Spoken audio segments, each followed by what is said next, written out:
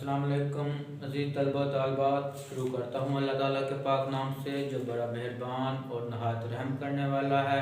اور دلوں کے بید خوب جانتا ہے۔ آج ہم فرسٹ ایئر کی فیض احمد فیض صاحب کی لکھی ہوئی پہلے غزل کے آخری 3 اشعار کی تشریح سمجھیں گے۔ اس لیکچر سے پہلے 2 اشعار کی تشریح اور شاعر کا تعارف اس پر تفصیل سے بات ہو چکی ہے، لیکن پھر بھی میں مختصر بیان کر دیتا ہوں کہ فیض احمد فیض صاحب 20ویں صدی کے عظیم شاعر ہیں، ترقی پسند انقلابی شاعر ہیں اور ظالم سماج کے خلاف ظلم اور ظالم سماج کے خلاف ایک توانا آواز ہیں۔ آپ نے ہمیشہ مزدور طبقے کے حقوق کے لیے، فلاح کے لیے بات کی ہے اور ان کا ایک مقصد زندگی ہے، اور انسان دوستی پر آپ کو لینن پرائز بھی ملا اور راول پنڈی سازش کیس میں آپ کو قید بھی ہونا پڑا، سزا بھی سنائی گئی، تو بہت سی مشکلات جو ہے آپ کے راستے میں حائل ہوئیں، لیکن آپ نے ہمت نہیں ہاری۔ آپ کی شاعری کے اندر رومان اور حقیقت کا حسین ملاپ ہے، امتزاج ہے، جس کی وجہ سے آپ کی شاعری خوبصورت ہو جاتی ہے اور ساری زندگی آپ حکمرانوں سے برسرے پہ کاٹ رہے ہیں۔ تو آپ کے پہلے 2 اشعار کی تشریح پہلے لیکچر میں مکمل ہو چکی ہے، وہ ویڈیو آپ ضرور دیکھیں۔ اب ہم تیسرا شعر سمجھتے ہیں۔ کرو کج جبیں پہ سر کفن میرے قاتلوں کو گمانا ہو، کہ غرور عشق کا بانگ پن پس مرگ ہم نے بلا دیا۔ کج جبیں مطلب ٹیڑھا ماتھا، تو ماتھے کے اوپر جو ہے کفن کا کونا ٹیڑھے انداز سے رکھنا، اس سے مراد ہے یہ شاعر کی۔ اور میرے قاتلوں کو گمانا ہو، اندیشہ نہ ہو، غرور عشق کا بانگ پن، اس سے مراد شوخی وزاداری ہے، تو غرور عشق کا بانگ پن عشق کا وقار اس سے مراد ہے، ٹھیک ہے۔ بانگ پن سے مراد جوانی کی شوخی بھی ہے، لیکن یہاں مراد کیا ہے؟ عاشق کا وقار اور عزت۔ نثری مفہوم دیکھتے ہیں اب ہم۔ میرے مرنے کے بعد کفن کا ایک سرا ماتھے پر ٹیڑھے انداز سے رکھنا، تاکہ میرے قاتل یہ نہ سمجھیں کہ مرنے کے بعد ہمارے عشق کے بانگ پن میں کوئی کمی آ گئی ہے۔ آپ کو بتایا بھی صحیح کہ فیض احمد فیض صاحب جو ہیں، انہوں نے ساری زندگی جو ہے ظالم سماج کے خلاف، ظالم حکمرانوں کے ساتھ، عوام کے حقوق کے لیے، مزدوروں کے حقوق کے لیے، ان کی فلاح کے لیے آواز اٹھائی ہے۔ تو آمریت کے آپ سخت خلاف تھے، ایوب خان کے دور میں بھی آپ کو جو ہے بہت سے مصائب اور قید بھی سنائی گئی، لیکن آپ جو ہے اپنے اس عزم سے، اپنے اس مقصد سے، اپنے اس مشن سے پیچھے نہیں ہٹے۔ تو جب کوئی انسان انصاف اور حق کا علمبردار ہو جاتا ہے، پھر اس کے مخالف اور دشمن بھی بڑھ جاتے ہیں۔ تو اصل میں یہ جو غزل ہے، اس میں فیض احمد فیض صاحب نے محبوب کا استعارہ استعمال کر کے ظالم حکمرانوں سے خطاب کیا ہے۔ تو بہت سی کتب میں جو ہے صرف محبوب کے حوالے سے، ایک روایتی غزل کے حوالے سے تشریح کی گئی ہے، جو کہ مناسب نہیں سمجھی جاتی۔ اس غزل کا جو انداز ہے وہ سیاسی ہے، تو اس کی تشریح بھی سیاسی انداز میں ہونی چاہیے۔ البتہ دوسرے مفہوم کے طور پہ بھی آپ بتا سکتے ہیں کہ اس شعر میں شاعر کی مراد محبوب بھی ہے، لیکن اصل محبوب ان کا وطن سے محبت ہے، تو سیاسی انداز میں اس کی تشریح ضرور کی جائے گی۔ تو یہ کج بھی سر پہ، اس سے ماتھے سے مراد سر پہ جو کفن کا تھوڑا سا کونا ترچھا رکھنا، اس سے شاعر یہ بتانا چاہتا ہے کہ میرے جو دشمن ہیں، جو مخالف ہیں، وہ یہ نہ سمجھیں کہ مرنے کے بعد جو ہے میرا وہ بانگ پن وہ ختم ہو گیا، بلکہ اس کے بعد بھی میں اپنے مخالفین پر اپنا رعب اور دبدبہ جو ہے وہ قائم رکھنا چاہتا ہوں، تاکہ ان کو پتہ چلے کہ جب کوئی عظیم شخص جاتا ہے، کوئی مقصد کے لیے جان دیتا ہے، تو پھر وہ مرنے کے بعد بھی مرتا نہیں ہے، بلکہ وہ اپنے نظریات کی بدولت جو ہے امر ہو جاتا ہے، اس کا جو مقصد ہوتا ہے، جو نصب العین ہوتا ہے، اس کو پانے کے لیے اپنی جان بھی دے دے تو پھر وہ بھی جو ہے اس کو پشیمانی نہیں ہوتی ہے، کیونکہ اس کو پتہ ہوتا ہے کہ میں اپنی جان دے کر اپنا مقصد پورا کر جاؤں گا، کیونکہ جو انسان کسی مقصد کے لیے جان دیتا ہے اور اس کی قربانی کبھی بھی رائے گاہ نہیں جاتی، اور حق اور انصاف پر چلنے والوں کے راستے میں ہمیشہ مشکلات آتی ہیں، رکاوٹیں آتی ہیں، تو کیونکہ آپ حکمران اور اس صاحب اقتدار طبقے کے خلاف تھے، تو اس لیے انہوں نے آپ کے لیے بہت سی مشکلات بھی پیدا کی، جس کی وجہ سے جو ہے وہ آپ کو پسند نہیں کرتے تھے۔ لیکن آپ ہی کا یہ شعر ہے فیض احمد فیض صاحب کا کہ جس دھج سے کوئی مقتل میں گیا وہ شان سلامت رہتی ہے، یہ جان تو آنی جانی ہے، اس جان کی تو کوئی بات نہیں۔ یہ شعر تصوراتی شعر ہے، کیونکہ مرنے کے بعد تو کوئی شعر نہیں کہہ سکتا، لیکن شاعر نے یہ بیان کیا ہے کہ مرنے کے بعد بھی جو ہے میں بتانا چاہتا ہوں اپنے مخالفین کو کہ میری انا اور خودداری جو ہے اب بھی قائم ہے، میرے جو عشق کا بانگ پن ہے، جو میرا مقصد تھا، جس کے لیے میں نے جان دی ہے، میری قربانی رائے گاہ نہیں گئی ہے۔ تو یہ پیغام دینا چاہتے ہیں فیض احمد فیض صاحب اپنے مخالفین کو، اپنے ان رقیبوں کو، اپنے ان دشمنوں کو، اور عشق کی صداقت اور شوخی میں جان کا نذرانہ پیش کر کے آپ ہمیشہ کے لیے جو ہے تاریخ میں جو ہے امر ہو گئے، مطلب آپ کا ایک مقام بن گیا، اور آپ کا جو مقصد تھا، آپ کا جو نظریات تھے وہ اور زیادہ تقویت پا گئے، اور مرنے کے بعد بھی آپ کا ہمیشہ جو ہے وہ ختم نہیں ہوا، کیونکہ اعلیٰ مقاصد اور بلند نصب العین کی اشاعت جو ہے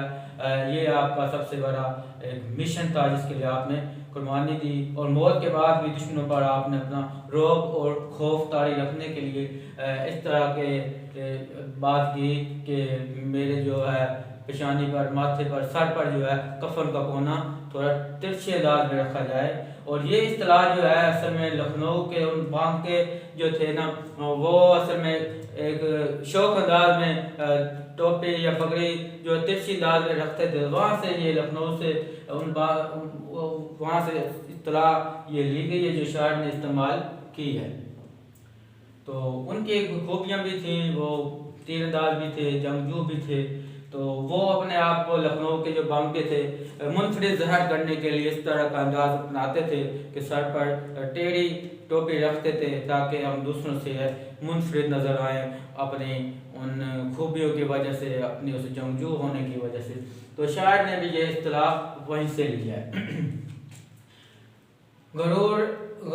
گل بدن قائم رہے گا، یہ اپنا بانگ پن قائم رہے گا۔ اب بھی دماغ دوستو اپنا ہے عرش پر، گو آسمان نے خاک میں ہم کو ملا دیا، کہ مرنے کے بعد بھی جو ہے ہم نے اپنا جو بانگ پن نہیں کھویا، مٹی میں ملنے کے بعد بھی جو ہے ہم نے اپنی انا اور خودداری کو آسودہ نہیں کیا، بلکہ کیونکہ مشن کے لیے جان دی ہے، ایک مقصد کے لیے جان دی ہے، تو کسی مقصد کے لیے جو قربان ہوتا ہے وہ کبھی بھی جو ہے ختم نہیں ہوتا، اپنے نظریات کی بدولت وہ ہمیشہ ہمیشہ کے لیے لوگوں کے دلوں میں زندہ ہو جاتا ہے۔ تو دوسرا مفہوم آپ ایک روایتی غزل کا روایتی مشہور کے مطابق بنا سکتے ہیں کہ شاعر یہ بتانا چاہتا ہے کہ مرنے کے بعد بھی میرے رقیب جو ہیں وہ میرے خلاف تھے، لیکن مرنے کے بعد بھی میں نے اپنا وہ بانگ پن نہیں چھوڑا، کیونکہ میں نے محبوب کے لیے جان دی ہے، تو میرے قاتل یہ نہ سمجھیں کہ میرے بانگ پن میں کمی آ گئی ہے، بلکہ میرے جو محبوب ہے اس کو بھی میری وفا کا یقین آ گیا میری اس جان ساری پر، تو یہ میری ہار نہیں بلکہ میری جیت ہے، اور میں جو ہے ایک انا اور خودداری کا سودا کیے بغیر جو ہے بڑے غرور کے ساتھ، بڑے بانگ پن کے ساتھ اس دنیا سے جا رہا ہوں، تو صرف اپنا اس جو مقصد تھا محبوب پر میں نے جان قربان کر دی، تو اب مجھے زندگی کے چلے جانے کا کوئی دکھ نہیں ہے، کیونکہ محبوب کے دل میں میں نے اپنا مقام پا لیا، اپنی وفا کا یقین دلا دیا۔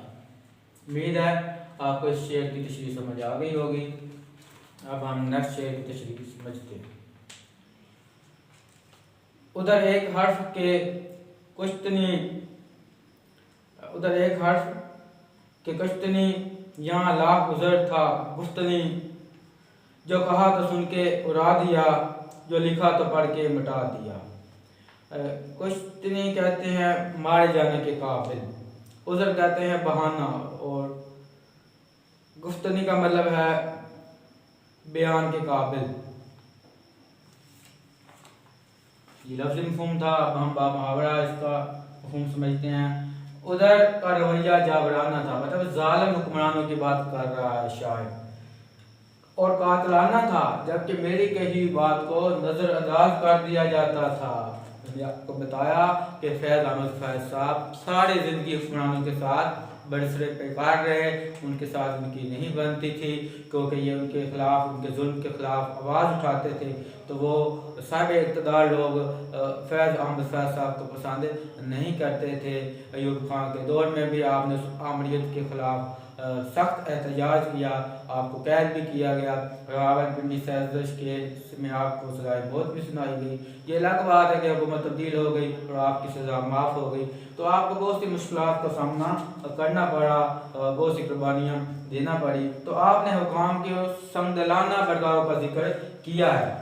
یہ اعلیٰ مقاصد اور حق و صداقت کے اعلیٰ مردانوں کے لیے مصائب و تکالیف جو ہے ہمیشہ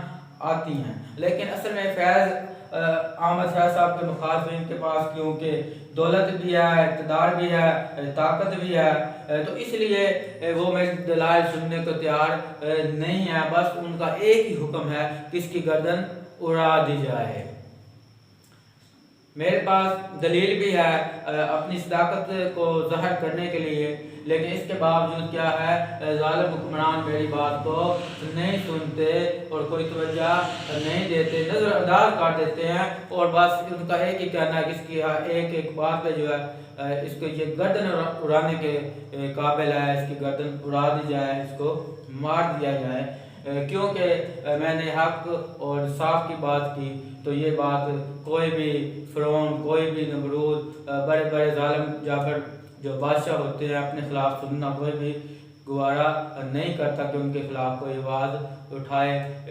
تو اس طرح کا جو کردار ہے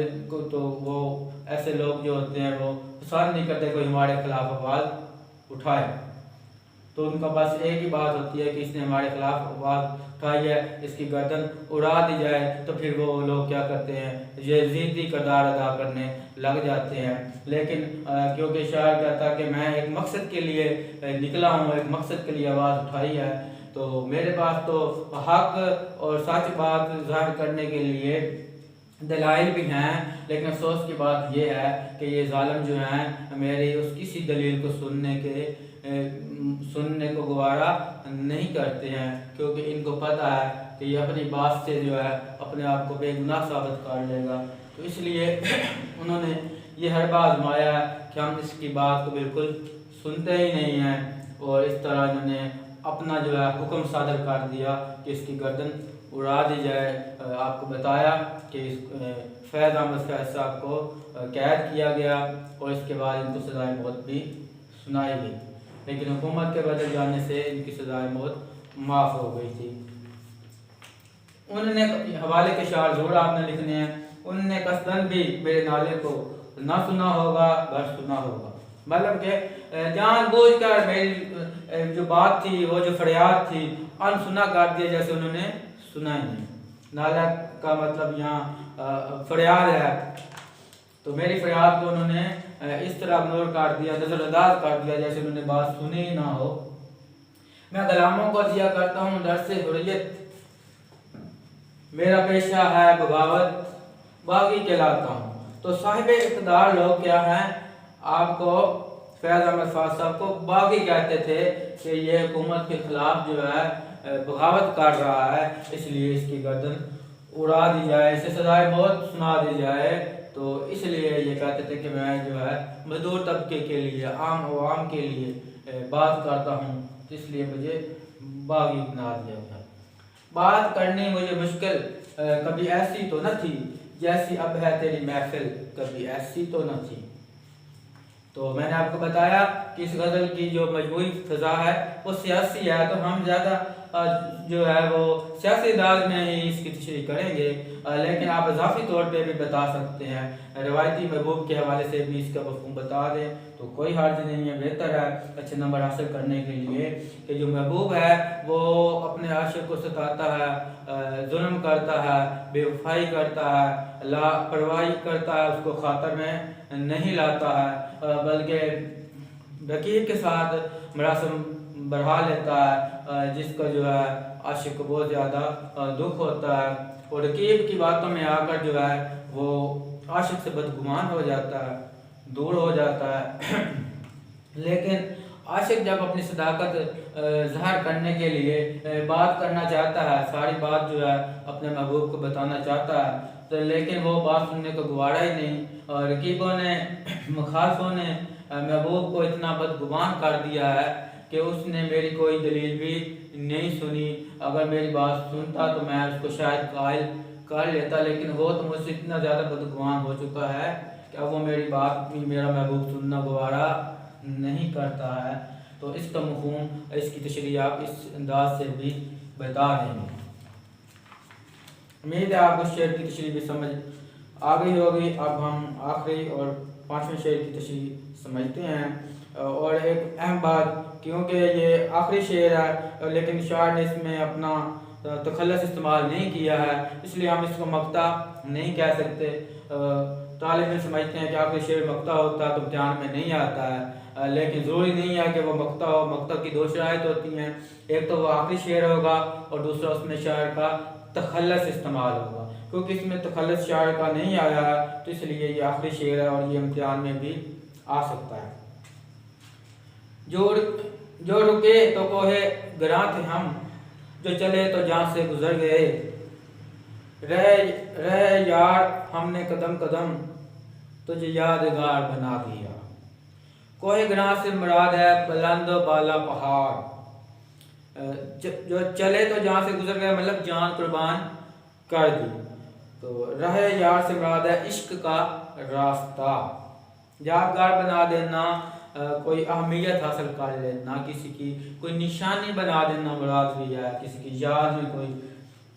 اس کی نشانی بنا دینا، تو یادگار بنا دینا۔ اب نثری مفہوم سمجھتے ہیں، ہم اعلیٰ مقاصد کے لیے رک گئے تو ایک بھاری پہاڑ تھے، ٹھیک ہے، اعلیٰ مقاصد کی بات ہے، میں نے برابر میں لکھ دیا ہے، ہم رک گئے تو ایک بھاری پہاڑ تھے، اور جب چلنے پہ آئے تو جان کی پرواہ تک نہ کی، تو جان کی بھی پرواہ نہیں کی۔ محبوب کے راستے میں ہمارا رکنا اور چلنا دونوں ہی یادگار ہیں۔ اب دیکھیں پھر وہی بات آ رہی ہے کہ فیض احمد فیض صاحب کہتے ہیں کہ عشق کے لیے جو ہے قربانی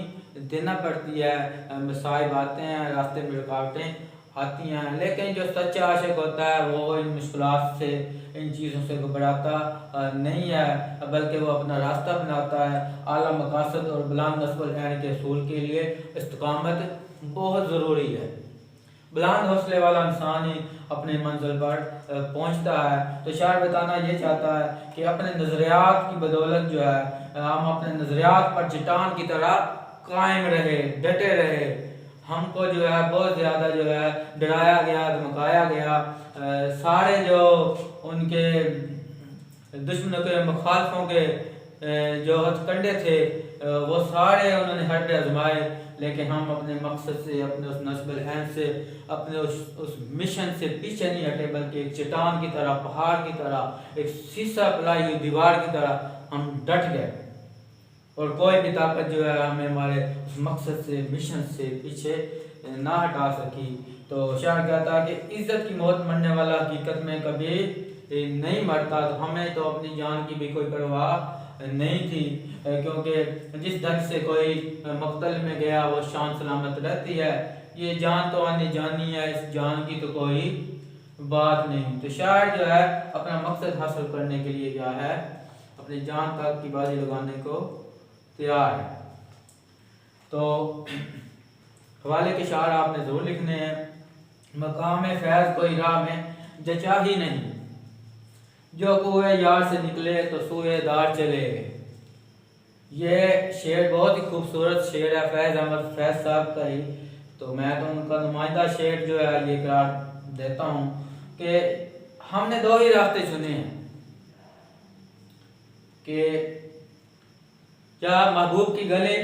یا پھر تختہ دار۔ محبوب کی گلی سے نکلے تو پھر کیا ہے، موت کو گلے لگا لیا، پھانسی کے اس تختے پر ہم جو ہیں پہنچ گئے، لیکن ہم نے کوئی اور تیسرا راستہ چنا ہی نہیں۔ کھیل کوئی نہ عمر بھر کھیلے، کھیل کوئی نہ عمر بھر کھیلے، جب بھی کھیلے جان پر کھیلے۔ تو ہم نے جان کی بازی لگا دی، لیکن اپنے مشن سے اپنے مقصد سے پیچھے نہیں ہٹے، تو ہم نے اس کو یادگار بنا دیا ہے کہ ہمارا محبوب کے راستے میں رکنا اور چلنا دونوں ہی یادگار بن گئے کہ جب ہم اپنے اس مقصد پہ ڈٹ گئے پھر کوئی ہمیں ہمارے قدم ڈگمگائے نہیں، کوئی ہمیں جو ہے ہمارے مشن سے ہٹا نہیں سکا، ہمیں ڈرا نہیں سکا، ہم کسی سے ڈرے نہیں ہیں۔ چٹان کی طرح ہم اپنے اس مقصد پر، اس مشن پر، اپنے نظریات پر ڈٹ گئے، لیکن جب ہم چلے تو کوئی بھی جو ہے ہمیں پھر روک نہ پایا۔ ہم نے اپنے مشن کی خاطر جو ہے اپنی جان کی بھی قربانی دے دی۔ تو عزت کی موت مرنے والا حقیقت میں کبھی نہیں مرتا، جو کسی مقصد کے لیے جان دیتا ہے وہ امر ہو جاتا ہے۔ دوسرا مفہوم آپ وہی روایتی شاعری کے غزل کے حساب سے بنا سکتے ہیں کہ حصول محبوب کے لیے قدم قدم پر مشکلات محبوب کے حصول کے لیے آتی ہیں، تکلیف ہوتی ہیں، زمانے کے تانے بھی سہنے پڑتے ہیں، سننے پڑتے ہیں، اور ہر طرح کی باتیں جو ہیں وہ سننے کو ملتی ہیں، مخالفین بہت زیادہ ہوتے ہیں، رقیب جو ہے وہ بھی بدنامی بھی کرتا ہے اور محبوب کو بدگمان بھی کرتا ہے، تو بہت سی مشکلات آتی ہیں، لیکن شاعر کہتا ہے کہ ہم محبوب کے لیے جو ہے ہر طرح کی پریشانی، ہر طرح کی تکلیف کو جو ہے ہم نے دوبارہ